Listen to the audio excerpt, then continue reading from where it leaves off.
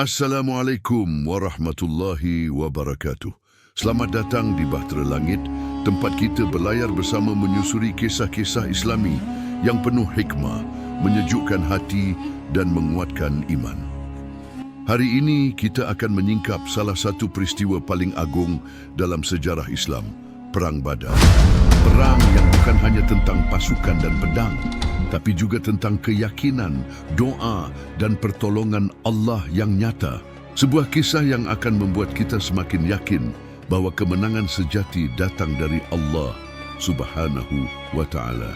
Sebelum kita berangkat menyelami kisahnya, yuk dukung channel ini dengan menekan tombol subscribe dan aktifkan loncengnya. Dengan begitu, kamu tidak akan ketinggalan kisah-kisah penuh hikmah dari Bahtera Langit. Dan jika kamu merasa video ini bermanfaat, jangan ragu untuk menekan tombol like sebagai bentuk dukungan agar channel ini bisa terus berkembang dan membagikan konten-konten yang menginspirasi. Baiklah, mari kita mulai perjalanan ke masa lalu, menuju detik-detik Perang Badar yang mengubah sejarah dunia Islam selamanya.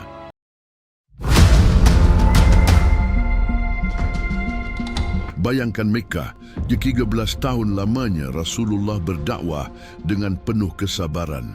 Namun apa yang beliau terima? Cemoohan, siksaan, bahkan ancaman pembunuhan. Para sahabat disiksa, diboikot dan diintimidasi. Namun iman mereka tak pernah goyah ketika tekanan semakin tak tertahankan. Allah yang Maha Bijaksana mengizinkan hijrah ke Madinah, kota yang kelak menjadi mercusuar peradaban Islam. Di sana, Rasulullah membangun masyarakat yang harmonis. Piagam Madinah lahir sebagai bukti bahwa Islam adalah rahmat bagi seluruh alam. Tapi tahukah kalian, Quraisy justru semakin gelisah. Mereka bukan hanya kehilangan gengsi, tapi juga takut kehilangan pengaruh ekonomi. Jalur perdagangan mereka terancam, dan yang lebih menyedihkan, mereka merampas harta kaum muhajirin yang ditinggalkan di Mekah. Coba bayangkan sahabat, para muhajirin yang dulunya hidup berkecukupan, kini harus memulai dari nol di Madinah. Rumah-rumah mereka dijarah, kebun-kebun dirampas, harta benda disita. Sungguh ujian yang berat bagi iman mereka. Rasulullah dengan kebijaksanaannya paham betul bahwa konfrontasi tak bisa dihindari. Bukan sekadar soal harta, tapi ini adalah pertarungan antara kebenaran dan kebatilan, antara tauhid dan kemusyrikan. Dan disinilah awal dari sebuah kisah besar yang akan mengubah sejarah. Sebuah pertempuran yang kelak dikenal sebagai Perang Badar, peristiwa yang membuktikan bahwa Allah selalu bersama orang-orang yang beriman.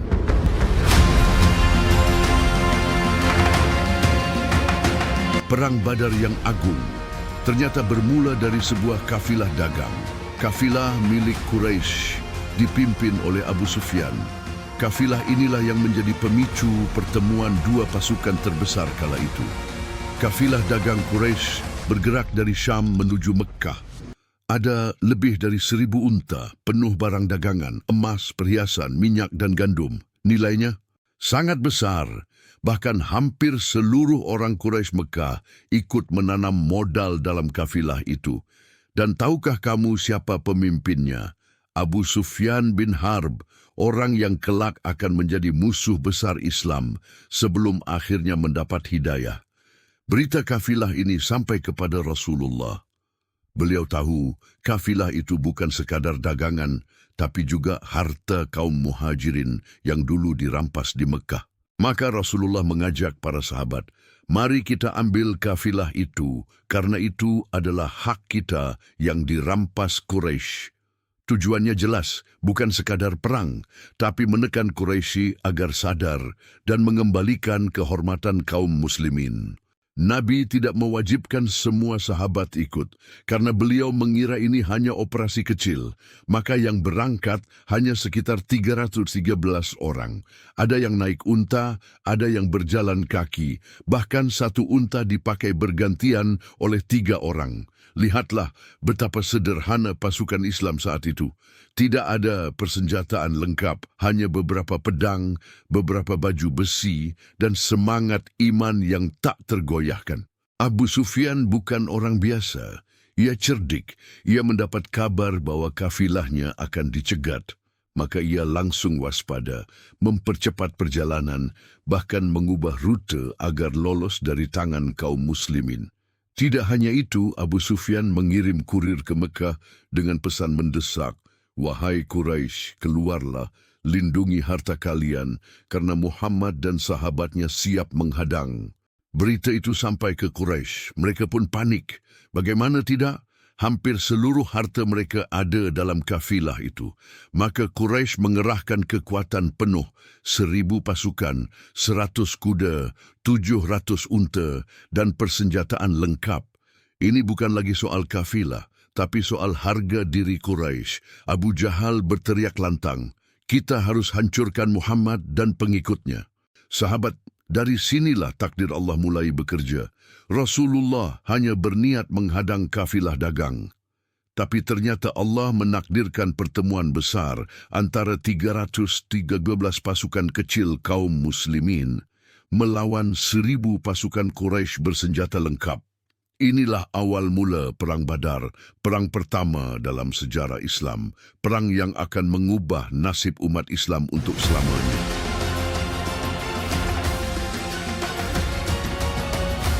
Di Masjid Nabawi, disinilah Rasulullah duduk bersama para sahabatnya. Wajah-wajah mereka memancarkan semangat, namun juga diliputi kecemasan. Bagaimana tidak? Mereka hanya berjumlah 313 orang dengan persenjataan yang terbatas. Sementara di hadapan mereka ada pilihan besar. Menghadapi pasukan Quraisy yang berjumlah 1,000 orang atau menghadang kafilah Abu Sufyan. Abu Bakar radhiyallahu anhu bangkit dengan tenang. "Wahai Rasulullah, lanjutkanlah apa yang Allah perintahkan. Demi Allah, kami selalu bersamamu." Kemudian Umar bin Khattab berdiri dengan penuh semangat. "Ya Rasulullah, demi Allah, kami tidak akan mundur. Silakan engkau maju, kami akan maju bersamamu." Namun yang menggetarkan hati adalah ketika Miqdad bin Amr berdiri. Dengan lantang ia berkata, "Wahai Rasulullah, majulah sesuai perintah Allah. Demi Allah, kami tidak seperti Bani Israel yang berkata kepada Musa, 'Pergilah engkau dan Rabbmu berperang, kami akan duduk di sini.' Tidak, kami berkata, 'Pergilah bersama Rabbmu, kami akan berperang bersamamu.'" Meski demikian, Rasulullah masih menunggu. Beliau ingin mendengar suara kaum Ansor. Mengapa? Karena baiat mereka di Aqabah hanya untuk melindungi Nabi di Madinah, bukan untuk berperang di luar kota. Saat itulah Sa'ad bin Mu'adz bangkit. Dengan penuh keyakinan, ia berkata, "Wahai Rasulullah, seakan engkau menunggu jawaban dari kami. Demi Allah, kami telah beriman kepadamu, kami telah membenarkanmu. Kami berjanji akan mendengar dan taat. Majulah. Seandainya engkau membawa kami ke lautan dan terjun ke dalamnya, kami akan ikut bersamamu, tak seorang pun tertinggal." Mendengar ini, seluruh majelis bergetar. Para sahabat bangkit serentak. Mereka siap, tak peduli jumlah mereka kecil, tak peduli senjata seadanya. Yang penting, bersama Rasulullah, mereka yakin kemenangan dari Allah pasti datang. Akhirnya, Rasulullah berdiri. Wajahnya bersinar penuh keyakinan. "Bergembiralah. Demi Allah yang jiwaku berada di tangannya, Allah telah menjanjikan salah satu dari 2 golongan kepada kita. Demi Allah, seakan-akan aku melihat tempat kematian mereka." Sahabat yang budiman, inilah rapat darurat yang mengubah sejarah Islam. Dari sinilah 313 orang berangkat menuju Badar, siap menghadapi ujian terbesar mereka.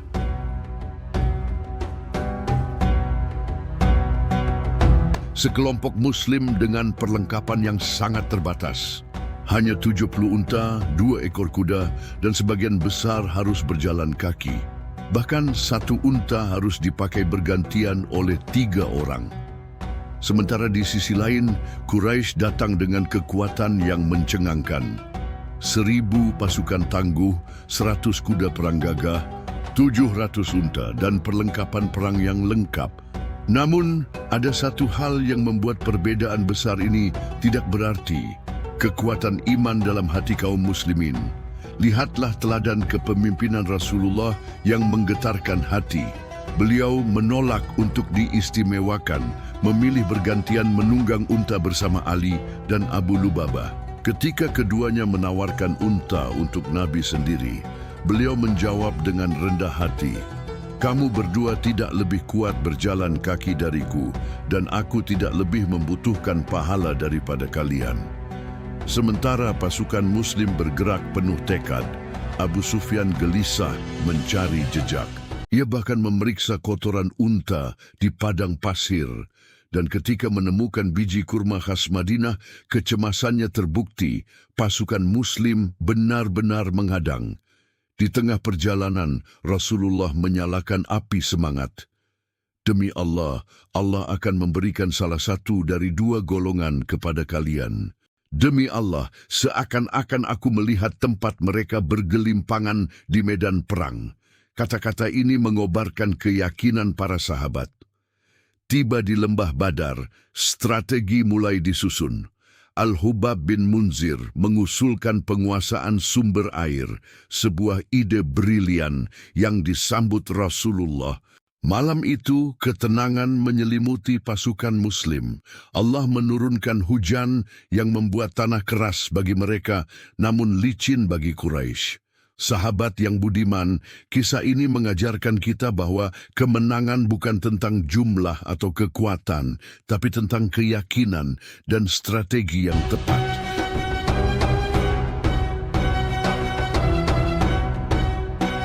Quraisy telah mengerahkan kekuatan penuhnya. 1.000 pasukan tangguh dengan 100 kuda perang dan 700 unta. Persenjataan lengkap, logistik berlimpah, bahkan mereka membawa penyanyi untuk menyemangati para prajurit. Sungguh, kesombongan telah membutakan mata hati mereka. Di bawah komando Abu Jahal, sosok yang hatinya dipenuhi kebencian terhadap Rasulullah, pasukan ini bergerak dengan penuh arogansi. Namun, tidak semua setuju dengan keputusan ini. Utbah bin Rabi'ah dengan kebijaksanaannya mencoba mengingatkan, "Wahai kaumku, kafilah dagang kita telah selamat. Mengapa kita harus menumpahkan darah saudara sendiri?" Namun suara bijak ini tenggelam oleh teriakan keras Abu Jahal. "Demi Lata dan Uzza, kita harus tunjukkan kekuatan kita kepada seluruh Arab." Bayangkan pemandangan ini. 1.000 pasukan bergerak di padang pasir, bendera-bendera berkibar megah, derap kuda dan unta menggema. Sementara di sisi lain, hanya ada 313 Muslim yang teguh dengan imannya. Abu Sufyan yang telah menyelamatkan kafilah dagang berusaha mencegah pertumpahan darah. "Kafilah sudah aman, pulanglah." Tapi kesombongan Abu Jahal tak terbendung. "Kita akan terus ke Badar, biarkan seluruh Arab menyaksikan kehebatan kita." Di tengah pasukan Quraisy, Abbas bin Abdul Muthalib diam-diam mengirim pesan kepada keponakannya, Rasulullah. Peringatan yang menjadi peneguhan bagi kaum Muslim untuk mempersiapkan diri menghadapi ujian besar. Malam sebelum pertempuran, kontras yang begitu nyata terlihat. Quraisy berpesta pora dengan makanan dan minuman, sementara kaum Muslim khusyuk bermunajat memohon pertolongan Allah. Inilah perbedaan antara kesombongan duniawi dan ketawakalan kepada Yang Maha Kuasa. Keesokan paginya, debu mengepul di lembah Badar. 2 pasukan berhadapan, yang satu mengandalkan jumlah dan persenjataan. Yang lain bertumpu pada keimanan dan keyakinan akan pertolongan Allah. Di tengah ketegangan itu, Rasulullah menenangkan para sahabatnya. "Demi Allah yang jiwaku berada di tangannya, siapapun yang sabar dan teguh, surgalah balasannya." Inilah detik-detik mendebarkan sebelum pertempuran Badar dimulai.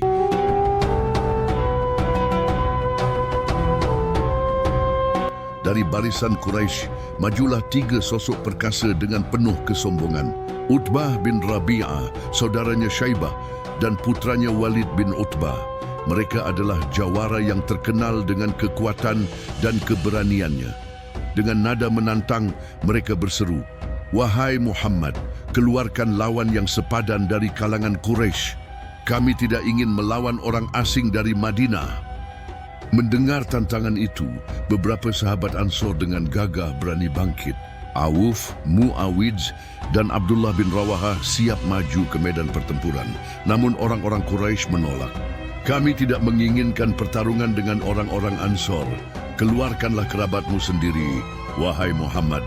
Saat itulah Rasulullah memanggil 3 kesatria Islam terbaiknya. Bangkitlah, wahai Hamzah, bangkitlah, wahai Ali, dan bangkitlah, wahai Ubaidah bin Harits.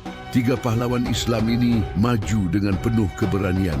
Hamzah bin Abdul Muthalib, sang paman Nabi yang perkasa. Ali bin Abi Thalib, pemuda yang tak kenal gentar.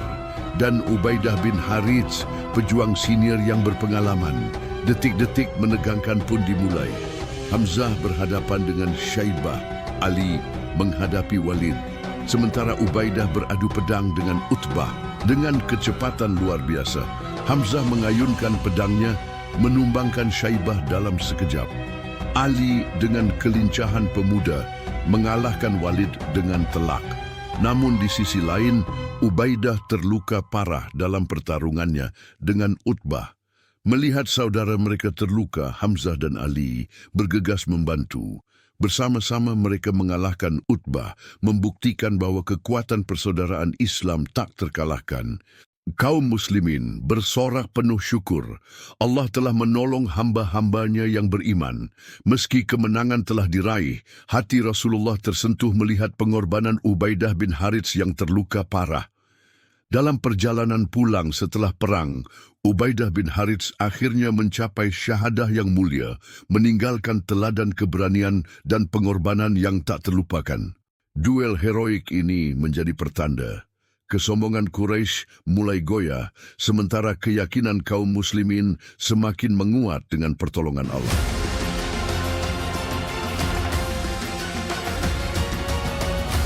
Iman yang begitu kuat membuat barisan mereka kokoh bagai benteng yang tak tergoyahkan. Tiba-tiba anak panah mulai berterbangan dari arah pasukan Quraisy. Para sahabat dengan sigap berlindung meski beberapa terkena. Namun Rasulullah memerintahkan dengan bijak, jangan balas dulu, tunggu mereka mendekat.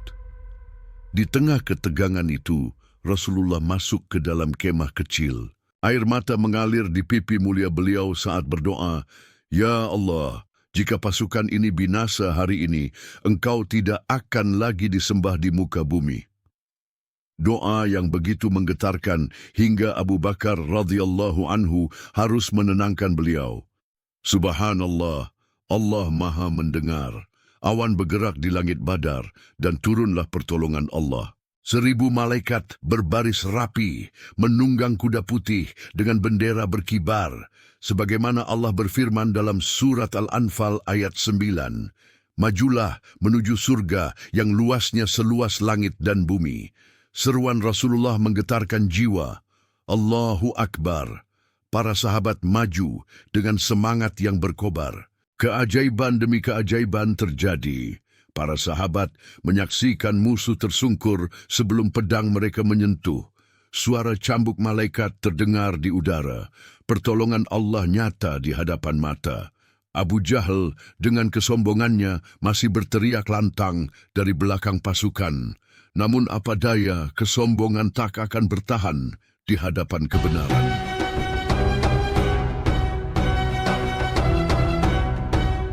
Ketika pasukan Quraisy mulai kocar-kacir, Abu Jahal tetap berdiri angkuh. Dengan penuh kesombongan ia berteriak, "Jangan kalian lari, hari ini kita hancurkan Muhammad dan pengikutnya." Namun Allah berkehendak lain. 2 pemuda Ansor yang gagah berani, Muawidz dan Mu'adz bin Afra, mendatangi Rasulullah.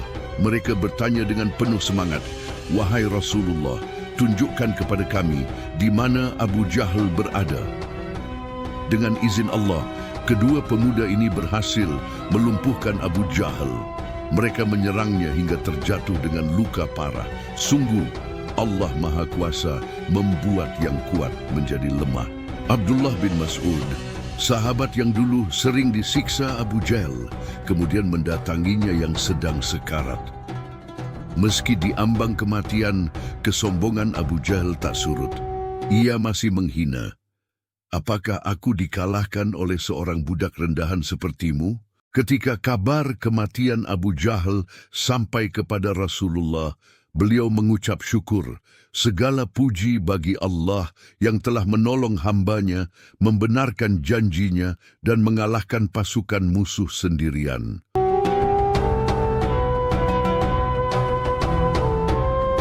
Debu pertempuran masih mengepul, darah para syuhada masih membekas di tanah padang pasir. Dari pihak Quraisy, 70 orang gugur, termasuk tokoh-tokoh besar seperti Abu Jahal, Utbah bin Rabi'ah, dan Syaibah. 70 lainnya menjadi tawanan. Sementara dari pihak Muslim hanya 14 orang yang mencapai syahid, 6 muhajirin dan 8 ansor. Subhanallah, kemenangan yang benar-benar mengejutkan seluruh jazirah Arab. Para tawanan Quraisy dibawa dengan tangan terikat. Di antara mereka ada Al-Abbas bin Abdul Muthalib, paman Rasulullah yang saat itu belum memeluk Islam. Para sahabat bertanya-tanya, apa yang sebaiknya dilakukan dengan para tawanan ini? Dalam musyawarah yang penuh hikmah, Abu Bakar dengan kelembutan hatinya berkata, "Wahai Rasulullah, mereka masih kerabat kita. Sebaiknya kita bebaskan mereka dengan tebusan. Semoga Allah memberi mereka hidayah." Namun Umar dengan ketegasannya menyampaikan pendapat berbeda. "Tidak, wahai Rasulullah, mereka adalah musuh Allah. Biarkan kami penggal leher mereka." Dengan kebijaksanaan, Rasulullah memilih jalan tengah. Para tawanan boleh ditebus dengan harta atau dengan mengajarkan baca tulis kepada kaum muslim. Keputusan yang luar biasa. Dari medan perang, lahirlah cikal bakal peradaban ilmu di Madinah. Namun Allah kemudian menurunkan teguran dalam surah Al-Anfal ayat 67. Ini mengingatkan bahwa perjuangan ini bukan tentang keuntungan duniawi, tapi tentang menegakkan agama Allah. Kemenangan Badar membuat kaum muslim semakin percaya diri, sementara musuh-musuh Islam mulai gentar. Mekah diliputi duka. Hampir setiap rumah menangisi pemimpin mereka yang gugur. Abu Sufyan bahkan bersumpah akan membalas kekalahan ini.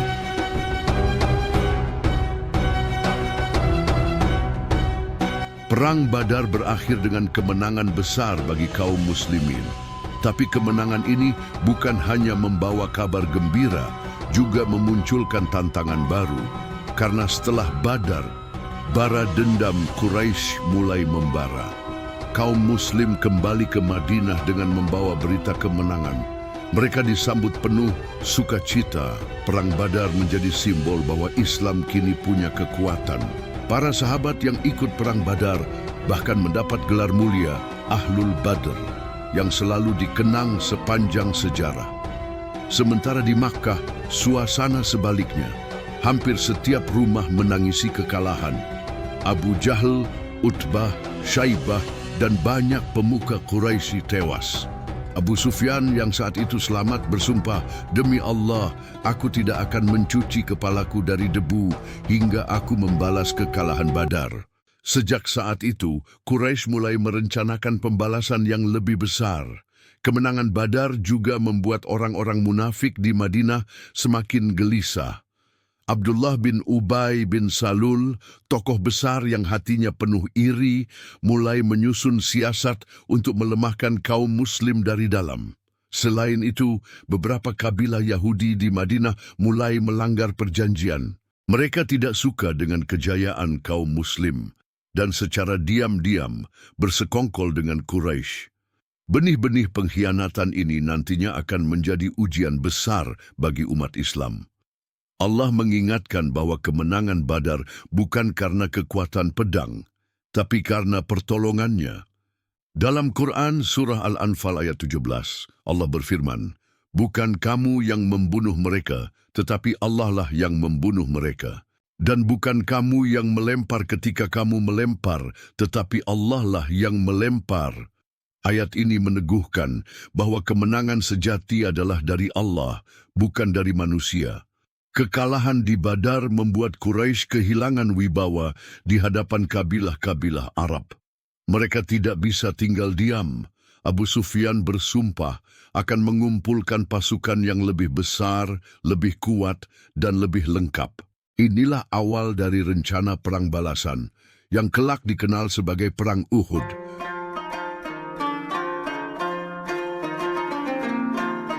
Perang Badar memberi kita banyak pelajaran bahwa jumlah dan kekuatan bukan penentu kemenangan, bahwa doa, tawakal, dan keberanian karena Allah adalah senjata terkuat seorang Muslim, dan bahwa setiap kemenangan akan membawa ujian baru. Begitulah kisah Perang Badar. Dari 313 pejuang sederhana, lahir kemenangan yang mengguncang dunia. Tapi ini baru permulaan, karena dendam Quraisy akan berujung pada pertempuran berikutnya, Perang Uhud. Terima kasih telah menyimak kisah ini. Jangan lupa subscribe dan aktifkan notifikasi untuk mengikuti kisah-kisah inspiratif lainnya. Sampai jumpa di episode berikutnya. Assalamualaikum warahmatullahi wabarakatuh.